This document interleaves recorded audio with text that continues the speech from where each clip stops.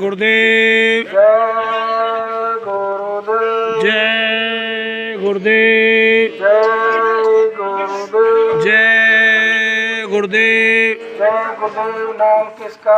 प्रभु का। जय गुरुदेव नाम किसका? प्रभु का। जय गुरुदेव नाम किसका? प्रभु का। परम पूजनीय है स्वामी जी महाराज के श्री चरणों में बारंबार नमन करते हुए आप सभी सत्संगी भाई बहनों को हमारी तरफ से सादर जय गुरुदेव। देखिए, स्वामी जी महाराज सन 1952 से लेकर के 2012 तक आप सबके बीच में पूरे हिंदुस्तान में घूम घूम करके प्रचार किया। ऐसी ऐसी जगह रुके हैं जहाँ बारिश पड़ रही है और ऊपर छप्पर में से पानी चुचा। वालंबा का जो क्षेत्र देखा है मैंने, आदिवासी क्षेत्र जाता रहता हूँ, शायद आप उस झोपड़ियों में नहीं बैठ पाते जहाँ रात को भीजते हुए भी स्वामी जी महाराज सोया करते। ऐसी अथाह मेहनत आप और हम सब के लिए गुरु महाराज ने की है। और क्योंकि ये आप जैसे अपने बच्चों का कैरियर किसको होते हैं, भविष्य में ये बड़ा आदमी बने, बहुत बड़ा बने। यही चाहते हो ना, यही करते हो ना अपने बच्चों के लिए। जहाँ भी जाते हैं अपने बच्चों का कैरियर बनवाने के लिए हमारे समाज के लोग अंग्रेजी स्कूल में पढ़ने के लिए बच्चों को भेजते हैं। पब्लिक स्कूल बोलते हैं जिसको, अंग्रेजी शिक्षा दी जाए। और सत्संग के लिए जब चर्चा करते हैं तो कहते हैं हमारे बच्चे का कैरियर बनाना है, वो तो स्कूल में पढ़ रहा है, कॉलेज में पढ़ रहा है, वो सत्संग में नहीं आता। और अपने पूरे जीवन की कमाई हम उन बच्चों के लिए खर्च करते हैं। मैं दो बहनों की चर्चा शॉर्ट में आपको सुनाऊंगा। दो सगी बहनें, दोनों की साथ साथ शादी हुई, दोनों ही इतनी गरीब थी जिसकी कोई सीमा नहीं। सुबह का है शाम का पता नहीं।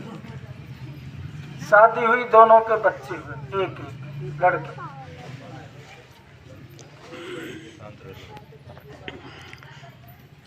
तो छोटी बहन ने अपने बच्चे को अंग्रेजी स्कूल में बैठाने के लिए पड़ोसी की होड़ करके पहुंच गई स्कूल लेकर के बच्चे। तो पड़ोस में एक मकान ऐसा था आलीशान, जिसमें 4 पहिए की गाड़ी, पैसे की कोई कमी नहीं। उनका बच्चा भी अंग्रेजी स्कूल में पढ़ने जाया था। तो उस बहन की समझ में आया कि मैंने मेरे बच्चे को अंग्रेजी स्कूल में पढ़ा, कैरियर बनवाना। ये समाचार जो सुना, एडमिशन करवा दिया, जाने लगा महंगा स्कूल। आपको पता है कि हिंदी अपने सरकारी स्कूल सस्ते हैं पढ़ने में, प्राइवेट स्कूल। बड़ी बहन आई छोटी बहन के पास, बहन समझाने के लिए, अरे बहन तो पागल हो रही, इतने महंगे स्कूल में तो अपने बच्चे को कैसे पढ़ा पाएगी? तू क्यों जलती है? मैं तो मेहनत रात दिन करूंगी लेकिन पढ़ाऊंगी इसी स्कूल। नहीं मान, खूब समझाया कि टेके पाँव पसारी है, जेती लंबी तो उसी हिसाब से खर्चा करो लेकिन तुम्हारी आमदनी नहीं मानी बात। बड़ी बहन चली गई। उसका बेटा हिंदी के स्कूल में, सरकारी स्कूल में पढ़ा, क्योंकि उसकी तो बस की थी नहीं। लेकिन छोटी बहन ने अंग्रेजी स्कूल में पढ़ाना शुरू किया। रात और दिन मेहनत करती, कैरियर बनाना, रात दिन मेहनत करती। बच्चा एक दिन जब स्कूल गया तो खाने का टिफिन गड़बड़ हो गया। जब टिफिन को लेकर के वो माँ घर की बुजुर्ग महिलाएं जो हमारे माता जी हैं इस समय, शाम को छुट्टी होने के बाद जब बेटा घर पर आया, झोपड़ी के दरवाजे दूर से चिल्लाता आया, अरे माँ, तुझसे किसने कहा था तुम मेरे स्कूल आना? क्रोध में था। नजदीक आया, कंधे से बस्ता उतारा, माँ के सीने पर जोर से दे करके मारा, आज तो तू चली गई मेरे स्कूल, आइंदा मत जाना। माँ घबरा, अरे सुन लो सामने ऐसी क्या बात हुई मुझसे डरती जो मेरे बच्चे को इतना भारी क्रोध आ रहा है? बच्चे को ठंडा ठंडा पानी पिलाया, गोदी में बैठा, दुलार के सर पर हाथ फेरा, पुचकार करके पूछा, बेटा बात तो बता, क्या बात? अरे माँ क्या बताऊं तुमको मेरे स्कूल में मेरे साथियों ने देख लिया था और कह रहे थे मुझसे तेरी माँ कानी, तेरी माँ कानी। वो एक आंख से कानी थी। माँ समझ गई कि अब स्कूल नहीं जाऊंगी। दूसरे दिन से बच्चे के बस्ते को संभाल के कोई चीज रह ना जाए, टिफिन ना रह जाए, जाता रहा। ज्योति स्वरूप उधर बड़ी देख बहन रहे का हैं। बच्चा सरकारी स्कूल में जाता, रास्ते में सत्संग भवन था गुरु महाराज का। गुरु महाराज वहां आते जाते रहते आश्रम का, जैसा आपका दायरा मोड़ में। वहां सेवा करता, जाते समय भी आते समय भी सेवा करता था, सत्संग सुनता था। कैरियर को ध्यान रखना, कैरियर उसका भी बन रहा है, कैरियर उसका। तुम ना करना। मैं पूरे हिंदुस्तान के बच्चों के बारे में बता रहा हूँ, पूरे हिंदुस्तान के माता पिता के बारे में बता रहा हूँ, वो अपने बच्चों का कैरियर किस ढंग से बना रहे हैं। बच्चा बड़ा हुआ, छोटी बहन का इंजीनियर बना, तो उसके रिश्ते के लिए अच्छे अच्छे घराने के, जो पैसे वाले, आप क्या बोलते हो पैसे वालों को? अच्छे घराने का, उनकी लड़कियों के रिश्ते आने लगे। दोनों लड़का लड़की आपस में जब मिले, पसंद कर लिए एक दूसरे को। आजकल देख रहे हैं ये जो मोबाइल, लड़की ने अपने होने वाले पति को एक मोबाइल उसको दिया, इस पर अपन आपस में बात करते रहेंगे। कैसे करते रहेंगे? और होता वीडियो कॉल चालू कर देते, एक दूसरी शक्ल भी देखते रहे, बात करते। उस बुढ़िया का लड़का रात को सोते सोते भी 2-2 बज रहे थे, लेकिन पर चर्चा हो रही है, बातें हो रही है, ऐसा हो भी रहा है। एक दिन माँ ने पूछा, बेटा ये तो क्या करता है, इतनी रात भर जागता रहता है, बात करता रहता है? सीधी सादी बेचारी लड़का बोला, चतुर चालाक था कि माँ तुम नहीं जानती, आजकल नेट पर पढ़ाई होती। बेटी किस पर होती है? नेट पर। और चर्चा क्या होती थी? पति पत्नी की, होनहार पति और होनहार पत्नी की। और पत्नी पति को पढ़ा रही है कि देखो जी आप इंजीनियर बने, नौकरी लगेगी, मैं भी पढ़ी लिखी, सिटी में रहेंगे और इस गवेरे गांव में नहीं रहना। गवेरे गांव में नहीं रहना, वहीं रहेंगे। वो कहता, आज्ञाकारी पति, तेरे हर आदेश मेरे लिए सिरोधार है। किसके? पत्नी की। पत्नी के हर आदेश सिरोधार है, माँ के नहीं, पिता के नहीं। पिता तो चल बसा था बचपन में ही उसका, दोनों का। शादी हुई, नौकरी लगी गई, लड़का कहाँ रहने लगा भाई? शहर में। पत्नी रहेगी गांव में झोपड़ी में। वो भी चली गई। कुछ दिन तो चर्चा माँ के साथ चिट्ठी पत्री आती जाती, माँ बेचारी क्या जाने इनको चलाना, आना जाना बंद। माँ का शहर में नहीं गई, क्यों नहीं गई? कि मैं वहां जाऊंगी तो बेटे के साथी जो है, मिलने वाले जो है, मुझको देख लेंगे तो मेरे बेटे को चिढ़ाया करेंगे।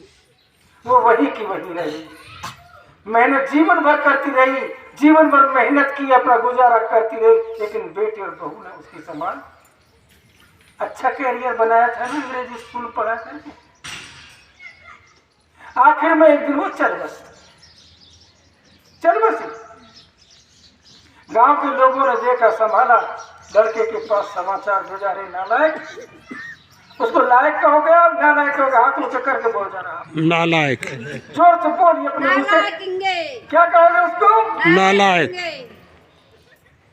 गांव वाले गए, नालायक कम से कम अब तो आजा।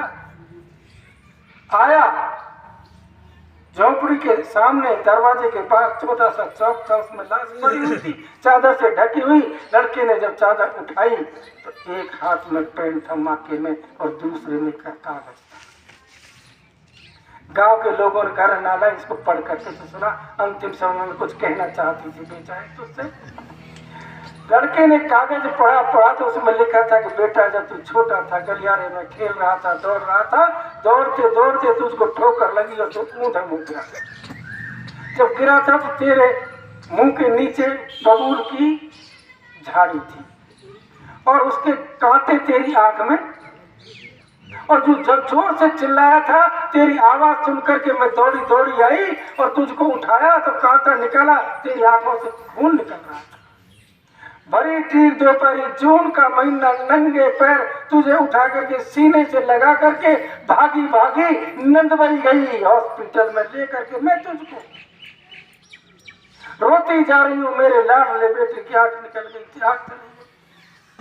नंदवाई पहुंची, डॉक्टर साहब से मैंने प्रार्थना की, निवेदन किया, मेरे बेटे को जल्दी देखिए, इसकी आंख में कांटा लग गया है, ठीक कर दीजिए। डॉक्टर ने आंख देख करके कहा कि माँ इसकी आंख ठीक नहीं हो सकती, कि कुछ न कुछ करिए, चाहे मेरी झोपड़ी बिक जाए, चाहे कुछ भी हो जाए, लेकिन मेरी बेटे की आंख ठीक कर दीजिए। डॉक्टर ने कहा ठीक तो हो सकती है, लेकिन तब हो सकती है जब कोई इसको अपनी एक आंख दे दे। तो आप किसी रिश्तेदार के पास जाओगे आंख मांगने? मिलने वालों के पास कोई दे देगा? नहीं। कौन देगा? मारे तुरंत हाथ कहाँ कहीं डॉक्टर साहब जल्दी करिए और मेरी आंख निकाल करके मेरे बेटे को तुरंत। यही आप भी कहोगे, ऐसा हो जाए तो यही कहोगे कि नहीं? ऐसा ही कहेंगे, जोर से बोलो, कहेंगे निकलवा के लगा देंगे। ऐसा हुआ बेटा, मैंने मेरी एक निकलवा के आंख तेरे लगवा दी, जिससे दुनिया में तुझसे कोई काम नहीं करे। बस कदम रख। ये है वो कैरियर जो स्वामी जी महाराज कहते हैं, इस विद्यालय में तो कोई लाता नहीं अपने बच्चों को, और उस विद्यालय में भेजने के लिए इस विद्यालय में आने का समय नहीं। ऐसा ही होता है ना।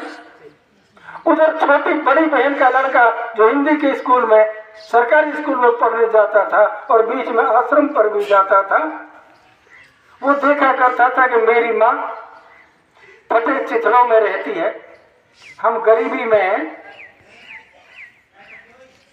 वार्षिक परीक्षा होने के बाद 1.5-2 महीने की छुट्टियां आती हैं, गांव के कुछ साथी शहर में मजदूरी करने जाते हैं, मैं 2-2.5 महीने मजदूरी करके कुछ पैसा कमा लाऊंगा तो मेरी माँ को मदद मिल जाएगी, कम से कम किताबों के, कपड़ों के कुछ पैसे तो कमा ही लाऊंगा कम से कम। उसने अपनी माँ से कहा, माँ ने कहा बेटा ना, मेरा मन नहीं लगेगा, तू चला जाएगा।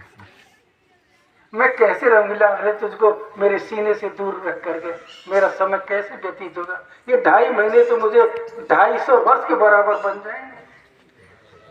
क्या प्यार बाप माँ और बेटे में।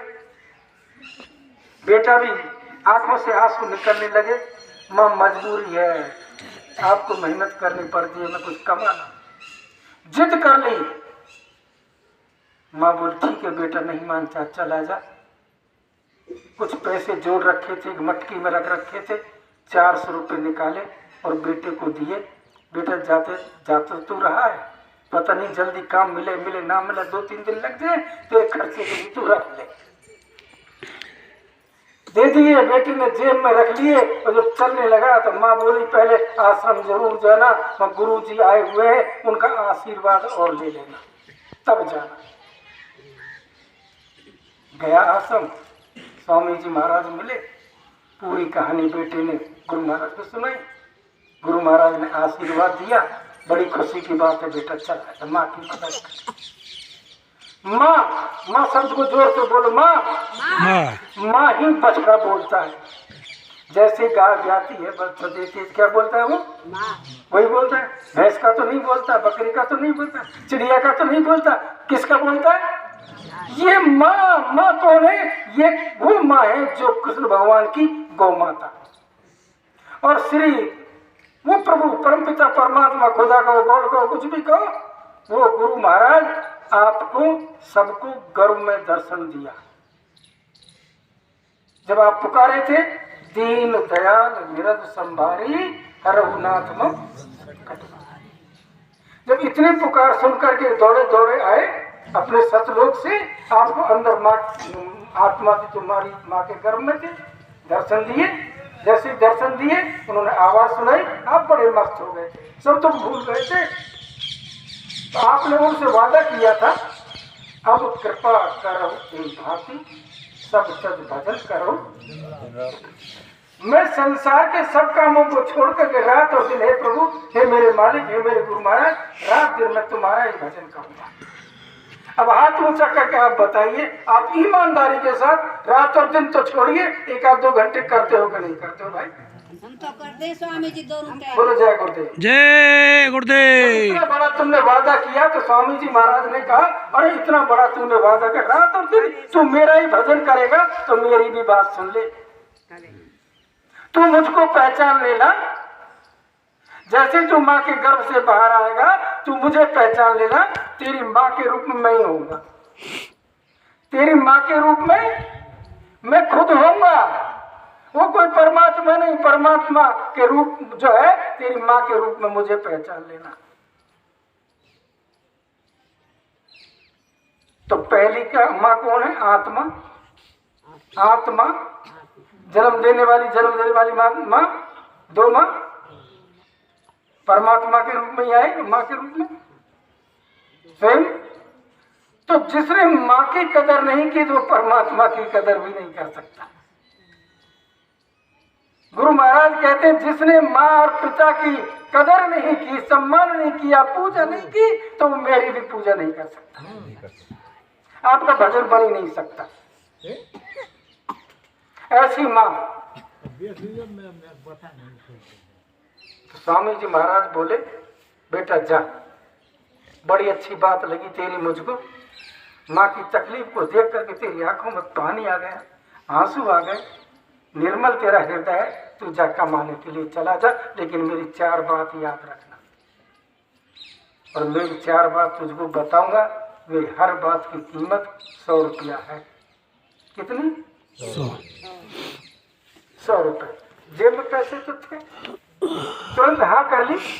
तो बताओ गुरुजी कि पहली बात मेरी ये है, शहर में जाए जहां भी जाए, तुझे कोई भी काम मिले, चाहे कितना भी छोटा क्यों ना हो, कितना भी छोटा क्यों ना हो काम, मना मत कर दे, तुरंत हाँ कर। गुरुजी दूसरी बात और बताओ। वो दूसरी तब बताओ, पहले मेरे 100 रुपये तो दे, 100 रुपये दे। सही बात है।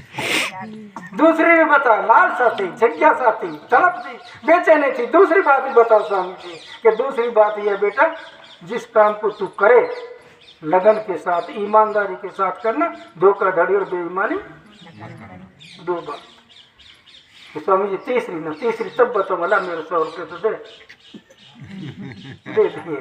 तीसरी बात बताई कि तीसरी बात बेटा ये है, कभी किसी की तू बुराई देख ले, सुन ले, उस पर पर्दा डाल देना, उड़ाना मत कि ठीक है स्वामी चला मेरे 100 300 गए। गुरु महाराज चौथी बात बेटा ये, घर से जब तू निकले और कितना भी जरूरी काम हो, तेरा लाखों का नुकसान भी हो सकता है, उसको ना करने पर, समय पर नहीं पहुंचने पर, और रास्ते में कहीं सत्संग चल रहा हो, तेरे कानों में सत्संग की आवाज आ जाए तो जरूरी काम को छोड़ देना और सत्संग सुनने के लिए बैठ जाना।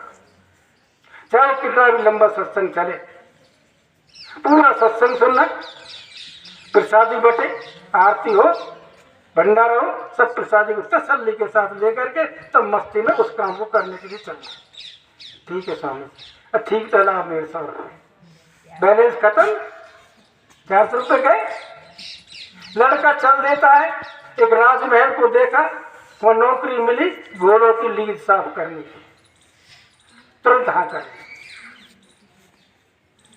10-12 दिन बाद में राजा साहब निकल करके जा रहे थे गुरसाल के बगल में से, देखा तो अरे इतनी बढ़िया सफाई कौन करता है कि महाराज वही नया लड़का रखा है। लड़के को बुलाओ, लड़के को बुलाया, लड़के से पूछा तुम करते हो ये सफाई? हाथ जोड़ लिए बेचारे, डर रहा था आदेश पता नहीं क्या दे दे, क्या कह रहा, कोई गलती तो नहीं हो गई मुझसे। और सफाई ऐसी करता कि जैसे खर्च करोगे तो गली का गंदी ना हो। राजा ने और कर्मचारियों से कहा इसको यहां से हटा दो,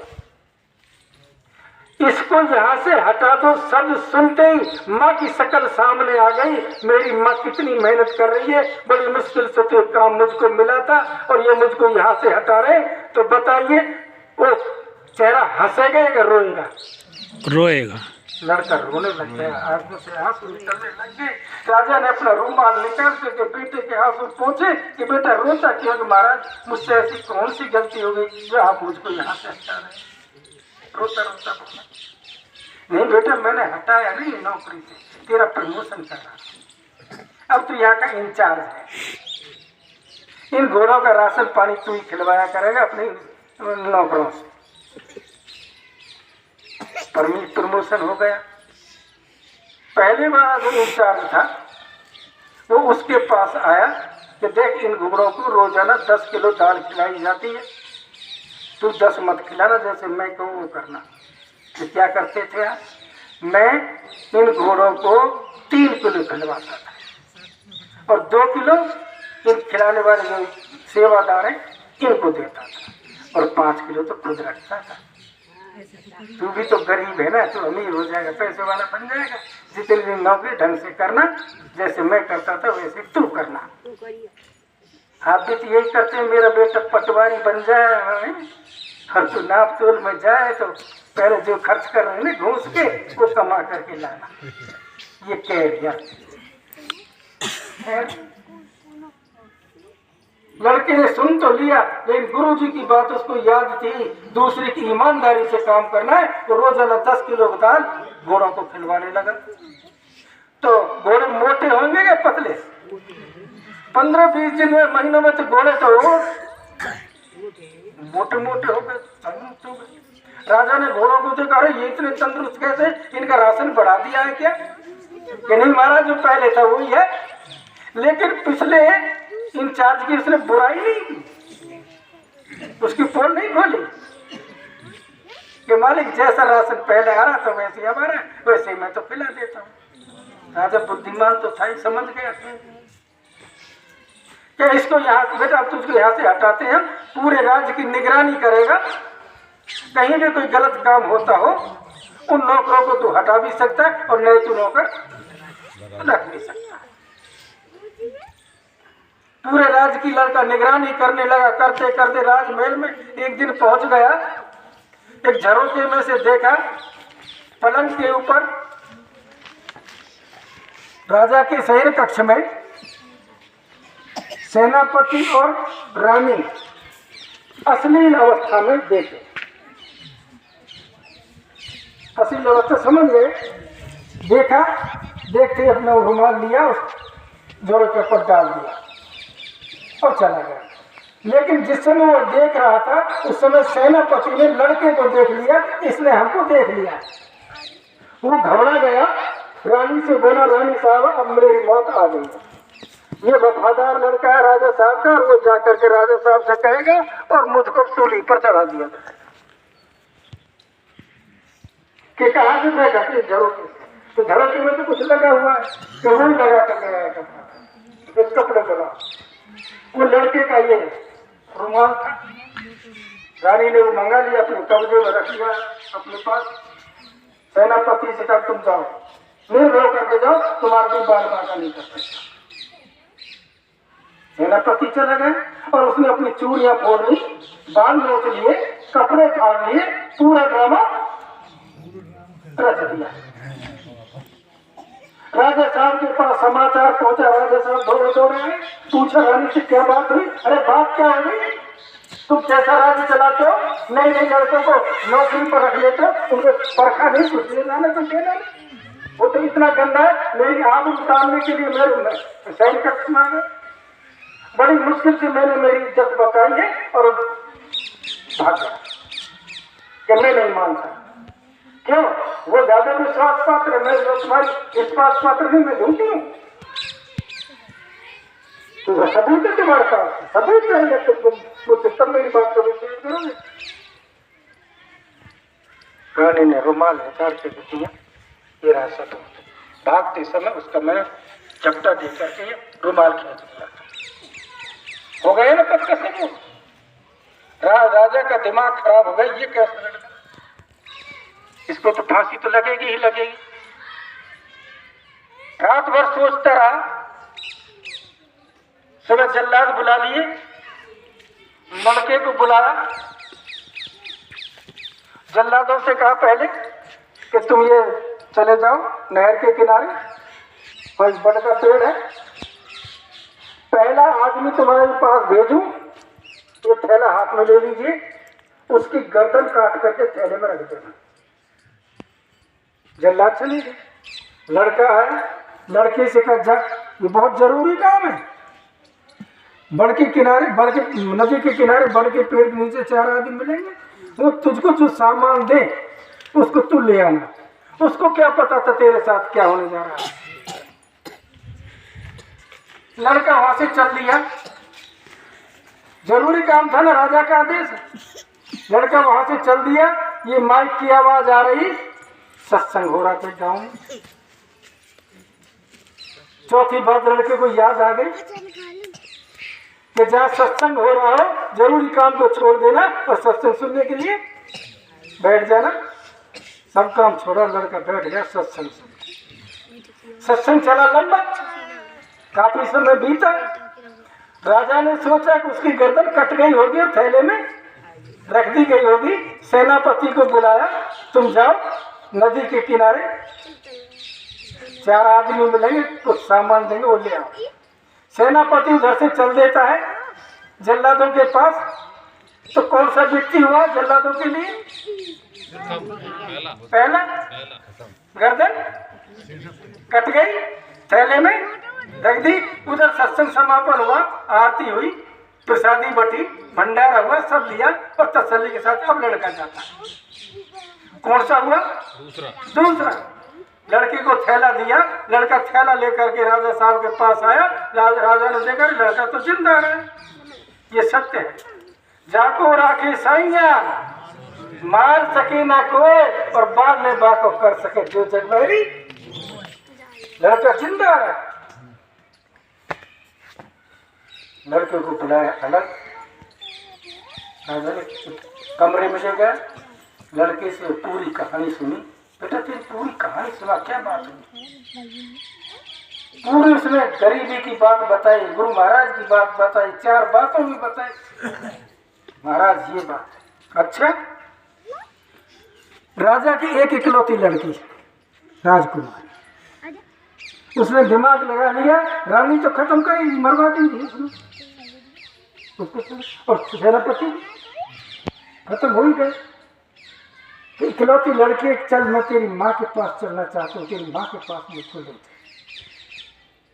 गए। कि पहले गुरु जी के पास चले गए, आश्रम में चले गए। गुरु महाराज के पास पहुंचा लड़का, राजा को लेकर के। राजा ने सब बात गुरु महाराज को बताई। गुरु महाराज ने कहा चलो मैं भी चलता। आए उस लड़की की माँ के पास। राजा ने झोली फैला करके माँ से कहा कि मैं आपसे कुछ मांगने आया हूँ, मेरी जो मांग है उसको अवश्य पूरी करना।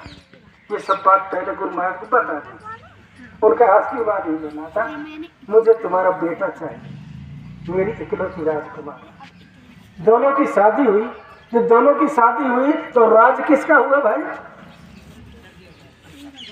किसका हुआ?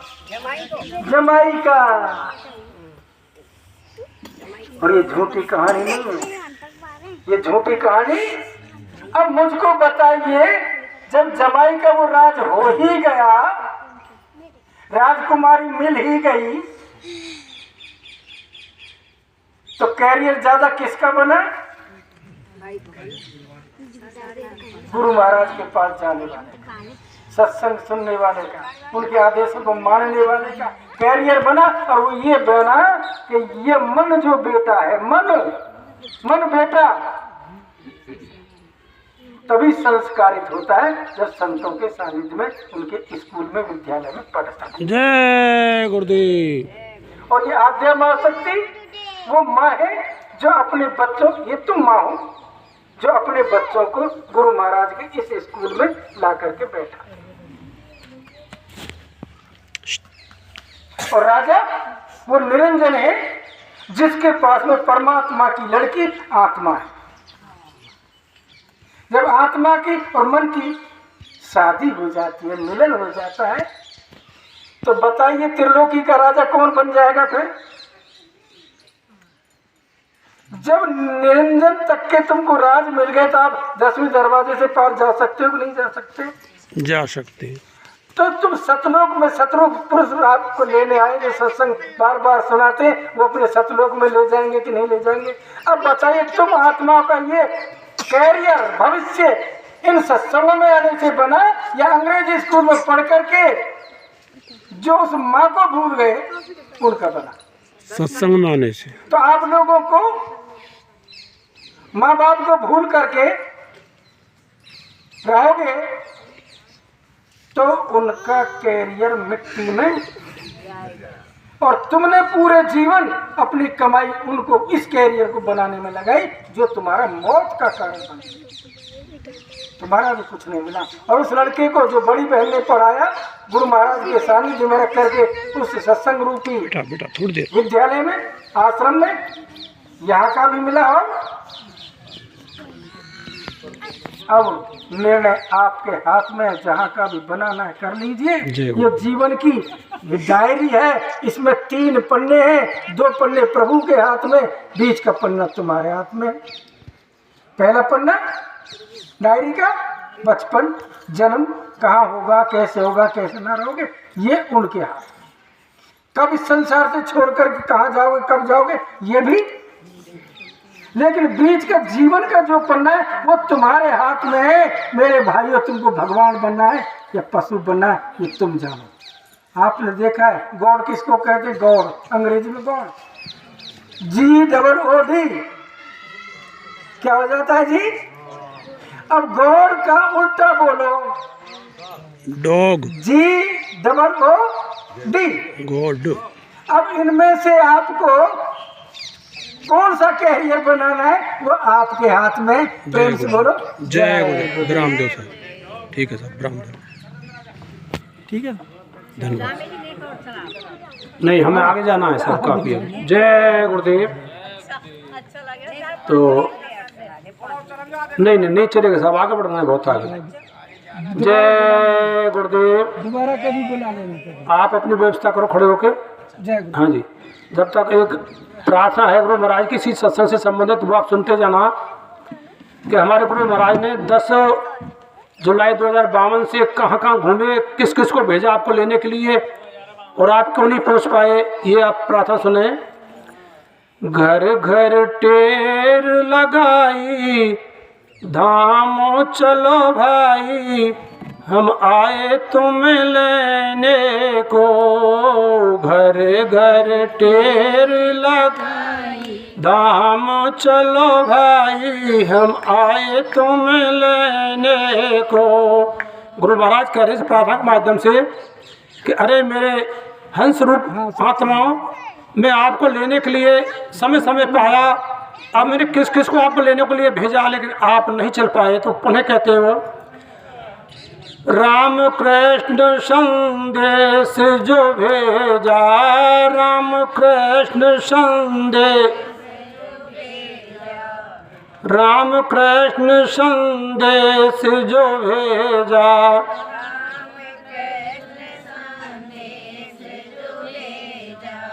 पलटू जी को भेद बताई, धाम चलो भाई हम आए तुम्हें लेने को। घर घर टेर लगाई, धाम चलो भाई हम आए तुम्हें लेने को। त्रेता द्वापर दोनों युग बीते, भगवान राम को भेजा लेकिन हम नहीं पहुंच पाए।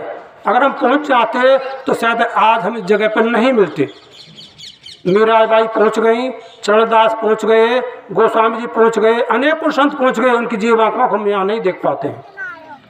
आगे उन्हें वो क्या कहते हैं, कबीर नानक दादू बन आए, कबीर नानक